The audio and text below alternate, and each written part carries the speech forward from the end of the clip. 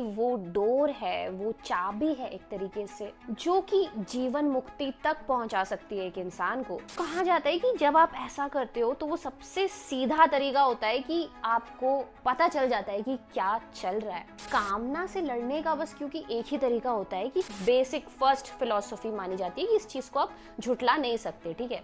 कुछ एब्सोल्यूट चीजें होती हैं जो होती है, वो वैसा ही प्रोसेस जो है वो चल रहा होता है दुनिया में। कई बार जब हमें बहुत स्ट्रेस हो रहा होता है, अचानक से एंजाइटी बिल्कुल छा जाती है और हमें तभी वो मोमेंट आता है जब आप अपने आप को भी एक तरीके से सबकी तरह देखने लगते हो और अपने आप से अलग होके विचार करते हो।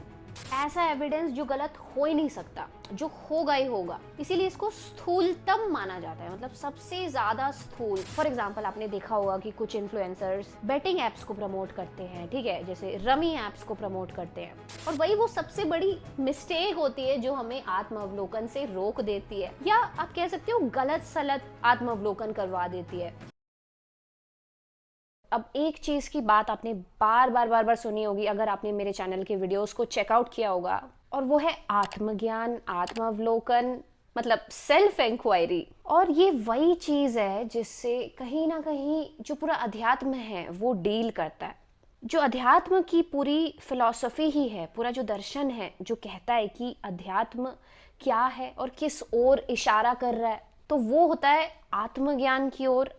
क्योंकि आत्मज्ञान ही वो डोर है, वो चाबी है एक तरीके से, जो कि जीवन मुक्ति तक पहुंचा सकती है एक इंसान को। तो अब आज के इस वीडियो में हम जानेंगे आत्मज्ञान की 4 विधियों के बारे में, 4 मेथड्स के बारे में, जिसके थ्रू सेल्फ इंक्वायरी पॉसिबल हो सकती है, जिसके थ्रू आत्मावलोकन पॉसिबल हो सकता है। तो ये जो 4 तरीके हैं, ये जो 4 मेथड्स हैं, इसका जो क्रम होने वाला है, जिस तरीके से इसको डिवाइड किया गया है, वो कुछ इस तरीके से कि जो पहली विधि है वो सबसे ज्यादा सीधी लेकिन उतना ही दुष्कर है, मतलब टफ है। तो जो सबसे पहली विधि है, जो सबसे पहला मेथड है, वो है वृत्ति अवलोकन। जो दूसरा मेथड है वो है भाव अवलोकन, तीसरा विचार अवलोकन, और चौथा कर्म अवलोकन। आत्मज्ञान की 4 विधियां जो होती हैं या 4 तल जो होते हैं उनको लिखिएगा। जो सबसे सीधा लेकिन सबसे दुष्कर है वो सबसे पहले लिख लेंगे, वृत्ति अवलोकन, भाव अवलोकन, विचार अवलोकन, फिर कर्म अवलोकन। अवलोकन मतलब इंक्वायरी, मतलब जानना। जैसे एक साइंटिफिक अप्रोच होता है, जैसे इमेजिन कीजिए जब आइंस्टाइन देख रहे होंगे इस दुनिया को, वो कैसे जान रहे होंगे, तो वो जो जानना होता है वो उसे कहा जाता है अवलोकन करना। मतलब जैसा है वैसे ही देखना, बिना उसमें मिलावट किए, बिना उसमें कुछ भी मिश्रित किए, बिना ये कंपेयर किए कि पास्ट में मैंने इस विषय, इस सब्जेक्ट के बारे में क्या सोचा था। तो जो पहला मेथड है वो है वृत्ति अवलोकन। तो अब वृत्ति का मतलब क्या होता है, ठीक है, वृत्ति अवलोकन मतलब ठीक है मैं जानूं, लेकिन वृत्ति मतलब क्या और मैं कैसे जानूं उसको, ठीक है। तो वृत्ति का मतलब होता है अहम वृत्ति। जब आप फिलॉसफिकली दुनिया को एनालाइज करते हैं, इनर वर्ल्ड को आउटर वर्ल्ड के साथ साथ एनालाइज करते हैं, तो हमेशा हमें 3 बेसिक एलिमेंट्स है उसके बेसिस पे एनालाइज करना होता है, और वो होती है आत्मा, अहम और प्रकृति। और इसमें से जो अहम होता है वो होते हैं आप खुद, मतलब ईगो, मैं tendency, the ego tendency of human beings, उसे अहम कहा जाता है, ठीक है। तो जब आप आत्मज्ञान की प्रोसेस में वृत्ति को देख रहे होते हैं तो उसका मतलब क्या। फॉर एग्जाम्पल कि अगर मेरी कोई कामना मुझे आ रही है, ठीक है, कोई डिजायर आ रहा है कि मुझे ये चाहिए, ये XY चीज है, और इसे अगर मैं पा गया तो मैं मुक्त हो जाऊंगा एक तरीके से, मुझे सेटिस्फेक्शन मिल जाएगी, और ये अगर मैंने नहीं पाया तो प्रेजेंट मोमेंट में मेरे जीने का कोई मतलब ही नहीं है।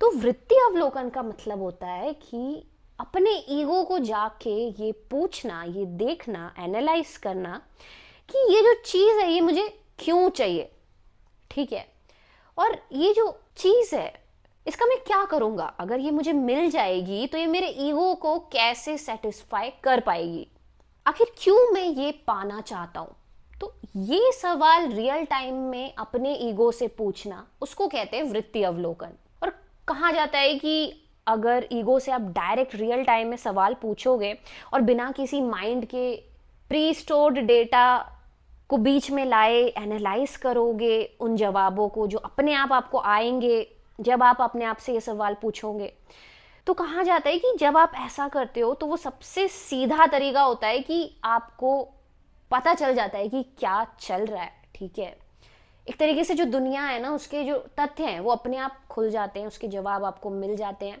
तो इसीलिए इसको सीधा तरीका बताया गया है, लेकिन टफ इसीलिए बताया गया है, दुष्कर इसीलिए बताया गया है क्योंकि अहंकार कभी भी सीधे तरीके से बताने को रेडी ही नहीं होता कि अगर उसे कुछ चाहिए तो वो क्यों चाहिए। वो अपने आप में डायरेक्ट नहीं करता उस सवाल के जवाब को, बल्कि दुनिया में छोड़ देता है कि मुझे ये इसलिए चाहिए क्योंकि सबको ये चाहिए, मुझे ये इसलिए चाहिए क्योंकि समाज को ये चाहिए। मतलब इतनी ट्रिकी होती है ईगो टेंडेंसी कि वो सेल्फ डिफेंस मोड में चली जाती है। उसको पता है कि अवलोकन की जब प्रोसेस आएगी, जब स्टार्ट होगी और रियल टाइम में जाना जाएगा चीज को, तो कामना नहीं बचेगी। ठीक है, तो कामना से लड़ने का बस क्योंकि एक ही तरीका होता है कि चीज को जान लो कि वो आ कहाँ से रही है, क्यों चाहिए। और अगर आपने एक बार उस डिजायर को जान लिया तो कामना जो है वो अपने आप ड्रॉप हो जाती है। ठीक है, यही फिलॉसफी होती है जो बेसिक फर्स्ट फिलॉसफी मानी जाती है कि इस चीज को आप झुटला नहीं सकते। ठीक है, कुछ एब्सोल्यूट चीजें होती हैं जो होती है, वो वैसा ही प्रोसेस जो है वो चल रहा होता है दुनिया में। ठीक है, उसके खिलाफ नहीं जा सकती प्रकृति। तो कामना भी वैसी होती है कि कामना को गिराने का बस एक ही तरीका होता है कि उसको जान लो, तो कामना से जो अट्रैक्शन है ना ईगो का, वो चला जाता है। क्योंकि अट्रैक्शन हुई ही इसलिए थी क्योंकि ईगो उसको जानता नहीं था। तो कोई भी चीज का अट्रैक्शन तभी होता है ईगो को जब वो उसको जानता ना हो, तो वो उसको पाने की कोशिश करता है।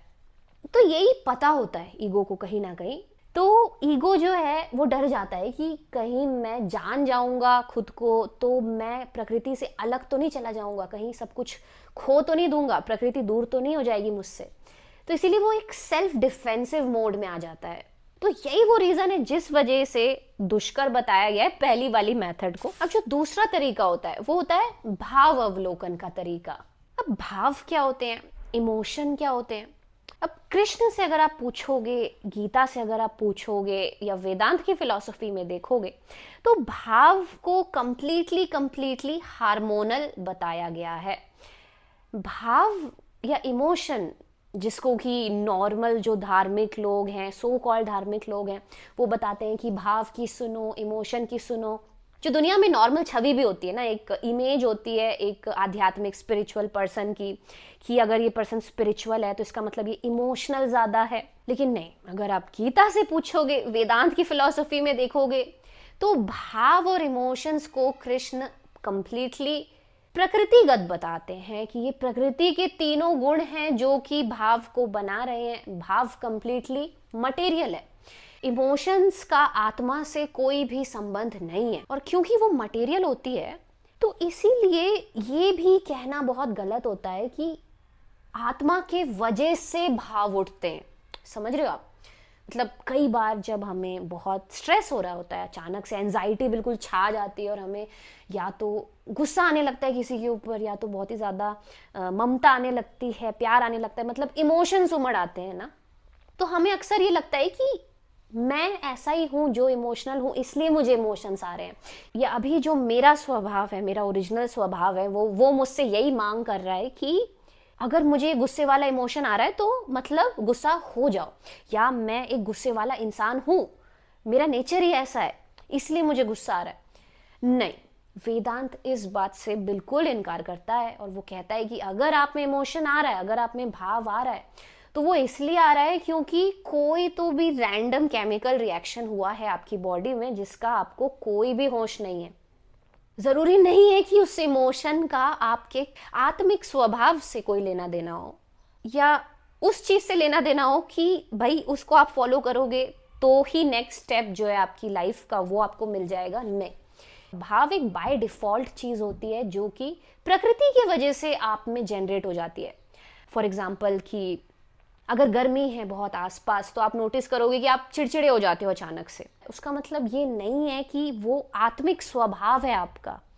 आप चाहो तो अपनी चॉइस से उस इमोशन को डिनाई कर सकते हो कि नहीं नहीं, मेरे को ये इमोशन मेरे से कोई बिलोंग नहीं रखता, भाई तुम कहाँ से आ गए हो, कोई भरोसा नहीं है, मैं क्यों मानूं कि ये इमोशन मेरा है।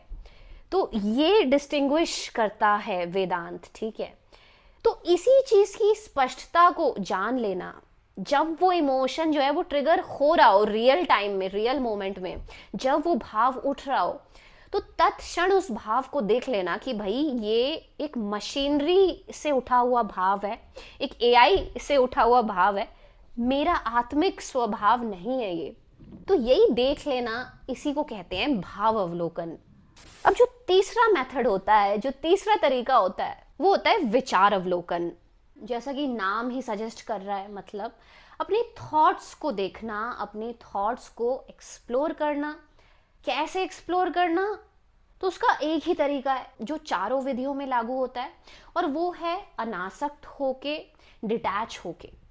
तो जैसे आपने अभी बोला कि ठीक है, अब विचार अवलोकन की विधि को लगा के मैं आत्म अवलोकन करना चाहता हूं, तो इसका मतलब क्या? तो इसका मतलब बस ये नहीं कि जो चीज़ आपको पसंद है, कि ठीक है आपकी कामना का विषय ये है, तो आपने उसको पकड़ के उसके बारे में विचार करना शुरू कर दिया।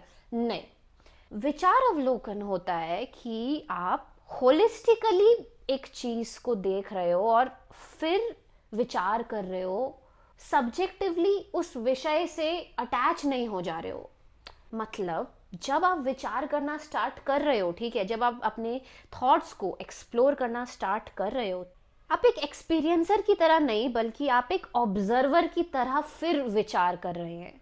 वो होता है विचार अवलोकन। मतलब जो भी विषय हैं, आप उसे बस ऑब्जर्व कर रहे हैं, उसमें कोई एक्सपीरियंसर नहीं है, बस ऑब्जर्वेशन की जो प्रोसेस है वो बस हो रही है। आप होलिस्टिकली, मतलब पूरी तरीके से उस घटना को देख रहे हैं। बस ये नहीं देख रहे कि उस घटना का आप पे क्या प्रभाव पड़ेगा, बल्कि आप ये भी देख रहे हैं कि सब पे उस घटना का क्या प्रभाव पड़ेगा। और यहीं पे फिर ना वो इम्पॉर्टेंट डिफरेंस आ जाता है जो मैंने अपनी पिछली वीडियो में आत्मा वर्सेस स्पिरिट में एक्सप्लेन किया था, कि क्यों वेदांत में कॉन्शियसनेस को एक कलेक्टिव कॉन्शियसनेस माना गया है, सब्जेक्टिव कॉन्शियसनेस नहीं, जो कि आप स्पिरिट बोल के उसको एक डिस्टिंग्विश कर देते हैं कॉन्शियसनेस को, कि ये तो मेरी स्पिरिट है, तो मेरी कॉन्शियसनेस हो गई, अलग हो गई। नहीं, तो क्यों कॉन्शियसनेस को एक कलेक्टिव कॉन्शियसनेस माना गया है, उसका भी आंसर आपको यहीं पे मिलेगा। कि जब आप विचार करोगे तो आपको सबकी कॉन्शियसनेस को एक मान के फिर विचार करना पड़ेगा। इसको होलिस्टिकली बोला जाता है, ठीक है। सबका इसमें क्या बेनिफिट होगा, ठीक है, ऐसा नहीं कि बस मेरा ही इसमें क्या बेनिफिट होगा। और बेनिफिट होगा, ये सब भी बाउंड्रीज आपको नहीं देना है, कोई भी बाउंड्री नहीं दे के फिर विचार करना, वो होगा विचार अवलोकन। कि बस विचार किया, बिना किसी बाउंड्री के विचार किया, और मेरे लिए बस विचार नहीं किया, सबके लिए विचार किया कि जब ये चीज़ होती है, जब ये शो अगर फॉर एग्जांपल मैं बिल्ड करूं, तो हर कोई उसे किस तरीके से एनालाइज करेगा। ऐसा नहीं कि बस मेरी ही ऑडियंस उसे कैसे एनालाइज करेगी या मैं उसे कैसे एनालाइज करूंगा, नहीं। तो तभी वो मोमेंट आता है जब आप अपने आप को भी एक तरीके से सबकी तरह देखने लगते हो और अपने आप से अलग होके विचार करते हो। इसे कहा जाता है फिर विचार अवलोकन। अब जो चौथी विधि है, जो चौथा मेथड है, जिसे सबसे इजीएस्ट मेथड भी बताया जाता है, और वो होता है कर्म अवलोकन। तो ये सबसे ज्यादा स्थूल माना जाता है, मतलब सबसे ज्यादा एक्सप्रेसिबल, सबसे ज्यादा दिखाई देने वाला एविडेंस, ऐसा एविडेंस जो गलत हो ही नहीं सकता, जो होगा ही होगा। इसीलिए इसको स्थूलतम माना जाता है, मतलब सबसे ज्यादा स्थूल, सबसे ज्यादा मटेरियल। इजीएस्ट इसलिए क्योंकि जो अहम वृत्ति होती है, ठीक है, जो ईगो टेंडेंसी होती है, वो सबसे सूक्ष्मतम होती है, ठीक है, क्योंकि वो मन, माइंड उस डायमेंशन में आ गई, तो अहम वृत्ति सबसे सूक्ष्मतम होती है। तो वो एक्सप्रेस जब होती है, तो उसका जो एंड एक्सप्रेशन होता है कि हाँ, अब वो प्रोजेक्ट हो गई अहम वृत्ति पूरी तरीके से मटेरियल वर्ल्ड में, और उसका जो रिजल्ट आ रहा है वो कैसा दिखाई दे रहा है, ठीक है। तो जो सबसे आउटर लेयर होती है वो होता है कर्म। अब कर्म अवलोकन क्या होता है? कर्म अवलोकन होता है अपने कर्म को देखना, तत्क्षण देखना, रियल टाइम में देखना कि क्या ये कर्म जो हो रहा है वो मेरे आत्मिक स्वभाव से आ रहा है या बस इसलिए आ रहा है कि मैं अंधाधुंध किसी कामना को फॉलो कर रहा हूँ। फॉर एग्जाम्पल आपने देखा होगा कि कुछ इन्फ्लुएंसर्स बेटिंग ऐप्स को प्रमोट करते हैं, ठीक है, जैसे रमी ऐप्स को प्रमोट करते हैं। तो यहाँ पे आप क्लियरली ये एग्जाम्पल देख पाओगे कि जब आप कर्म को देख रहे होंगे तो आपको साफ साफ दिख रहा है कि ये जो पर्सन है ये इस रमी ऐप को प्रमोट कर रहा है। तो इसका मतलब क्या? तो इसका मतलब यही कि ये जो आत्मिक स्वभाव है इस पर्सन का, वो ये नहीं है कि अपने आर्ट को एक्सप्रेस करना या एक पॉजिटिव इम्पैक्ट डालना सोसाइटी में, नहीं, बल्कि आत्मिक स्वभाव ये है इस पर्सन का कि इसको बस अपनी कामना पूरी करनी है, मतलब पैसे कमाने हैं, और बाकी चीज़ों से उसको कोई मतलब नहीं है। या ये बाकी चीज़ों को अगर प्रमोट करेगा भी, किसी अच्छी चीज़ को कभी प्रमोट करेगा भी, तो वो भी बस इसलिए ताकि उसकी कामना जो है वो पूरी होती रहे। उसको नहीं पता कि वो क्या कर रहा है, ठीक है, वो कहीं ना कहीं नशे में है, बेहोश है। लेकिन अगर आप तीसरे पर्सन की नज़र से उसको देखेंगे, एनालाइज करेंगे, अवलोकन करेंगे उसके कर्म का, तो आपको साफ साफ दिखेगा कि कामना है जो उससे ये करवा रही है और जो उसका इंटेंशन है वो कामना स्पेसिफिक है। लेकिन जब आप ये विधि खुद पे अप्लाई कर रहे हो, अपने कर्म को एनालाइज कर रहे हो, तो उसका मतलब बस यही होता है कि अपने कर्म को डिटैच होके देखना कि मैं ये जो भी कर रहा हूँ तो इसका जो इम्पैक्ट है सीधा सीधा वो क्या आ रहा है। तो उससे मैं अपने ही इंटेंशन को कहीं ना कहीं देख रहा हूँ, अपने से दूर जाके, कि मेरा इंटेंशन क्या था, क्या मैं ईमानदार था जब मैं ये कर्म कर रहा था। तो यही थी ये चारों विधियां जो कि आत्मावलोकन को एक तरीके से एक्सप्रेस ही कर रही है कि आप किस तरीके से आत्मावलोकन कर सकते हो रियल टाइम में अपने साथ। अब चूक कहाँ हो जाती है ना हमसे कि क्यों हम सेल्फ इंक्वायरी नहीं कर पाते, और वही वो सबसे बड़ी मिस्टेक होती है जो हमें आत्मावलोकन से रोक देती है, या आप कह सकते हो गलत सलत आत्मावलोकन करवा देती है। आपको लगता है आप आत्मावलोकन कर रहे हो लेकिन आप कर नहीं रहे होते हो, ठीक है, कोई फेक ही चीज़ आप कर रहे होते हो। तो वो जो मूल मिस्टेक है, वो जो सबसे बड़ी चूक है, वो हम क्यों कर रहे होते हैं? क्योंकि हम रियल टाइम में नहीं करते आत्मावलोकन, कहीं भी तत्क्षण नहीं करते। ये जितनी भी मेथड्स हैं, ये चारों मेथड्स जो हैं आत्मावलोकन की, ये कभी भी ना पास्ट डेटा के साथ एप्लीकेबल नहीं हो सकती। कि सपोज अगर आप आत्मावलोकन करने बैठे हैं और आप कहें कि भाई परसों मैंने ये कर्म किया था तो उस कर्म को अब मैं एनालाइज कर रहा हूँ बैठ के, या परसों मुझे ये इमोशन उठ रहा था तो उसको मैं अभी एनालाइज कर रहा हूँ, या 5 साल तक ना मैं इसी भाव को फील करता हूँ, मैं ज़्यादा रोता हूँ, मैं या ज़्यादा गुस्सा करता हूँ बचपन से, तो मैं उसका अवलोकन कर रहा हूँ।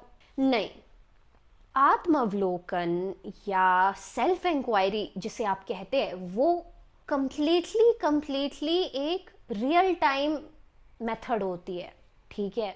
मतलब जब आप हो अभी इस मोमेंट में, जब वो भाव उठ रहा हो, जब वो कर्म आप कर रहे हो, जब आप अपनी ईगो टेंडेंसी को फील कर पा रहे हो, तभी उसे देख लेना, तभी उसे एनालाइज कर लेना, और वो एनालाइजेशन को एक आखिरी कंक्लूजन नहीं मान लेना। हर बीतते समय के साथ साथ कंटिन्यूस 24/7 करते जाना, लगातार आत्मावलोकन करते जाना। तो ये होती है सेल्फ इंक्वायरी। लेकिन वहीं अगर आप कोई बाउंड्री बना दोगे कि नहीं, जो पिछले 3 साल में मैंने किया मैं बस उसी चीज़ को एनालाइज करूंगा, या 5 घंटे पहले मैं जो कर रहा था मैं उस चीज़ को एनालाइज करूंगा, तो वो सेल्फ इंक्वायरी नहीं है, वो पाखंड है। सेल्फ इंक्वायरी तभी ही काम कर सकती है, तभी ही रिजल्ट्स दे सकती है जब आप अभी में उसको एनालाइज करो। क्योंकि अगर वो मोमेंट बीत जाएगा ना, तो आपका माइंड आपको सच्चाई नहीं दिखाएगा, वो एक कहानी बता देगा आपको, एक स्टोरी गढ़ देगा आपके सामने। तो ऐसे में कोई सल्यूशन नहीं निकल पाएगा। अब आपके मन में फिर ये सवाल आएगा कि आत्मावलोकन करना ही क्यों है, सेल्फ इंक्वायरी करना ही क्यों है? तो देखिए, उसका बस एक ही आंसर हो सकता है, उसके लिए 100 या 1000 आंसर्स नहीं हो सकते, और वो आंसर है जीवन मुक्ति के लिए, फ्रीडम के लिए। बिना सेल्फ इंक्वायरी के आपको ये पता ही नहीं चलेगा कि आप जीवन में फंसे कहाँ हुए हैं और उससे निकल क्यों नहीं पा रहे हैं। आत्मावलोकन कहीं ना कहीं आपको वो एनालाइजेशन दे देता है अलग अलग रास्ते बता देता है उन एनालाइजेशंस के होने के बाद कि ये जगह है जहाँ पे मैं फंसा हुआ हूँ और अब मेरे पास एक मौका है, एक चॉइस है रियल टाइम में उस पूरी घटना को चेंज करने का या एक अलग ही डायरेक्शन दे देने का। किसी अगले जन्म में मुक्ति के भरोसे नहीं बैठे रहना। वेदांत का जो जीवन मुक्ति का सिद्धांत है वो ये कहता है कि अभी मुझे मुक्त होना है, प्रेजेंट मोमेंट में मुझे मुक्त होना है। मैं वो करूँगा जो मुझे मुक्त करता हो, मुझे फ्री करता हो अभी इस मोमेंट में। क्यों? क्योंकि मैं जिंदा हूँ और मेरे पास चॉइस है। So that was it for this video guys. मैंने इस वीडियो में लिटरली सारे एस्पेक्ट्स को कवर करने की कोशिश करी है, सेल्फ इंक्वायरी की, आत्म अवलोकन की, क्योंकि आई नो कि मैंने काफ़ी वीडियोस में अपने ये वर्ड मेंशन किया है, लेकिन क्या होता है आत्म अवलोकन ये मैंने अब तक नहीं बताया था इतनी डिटेल्स में, वो भी मेथड्स के साथ। कोई भी डाउट है तो आप मुझे कमेंट सेक्शन में बता सकते हैं। तो मिलते हैं ऐसी किसी एक और वीडियो में किसी और नए कॉन्सेप्ट के साथ। Till then take care of yourself, bye.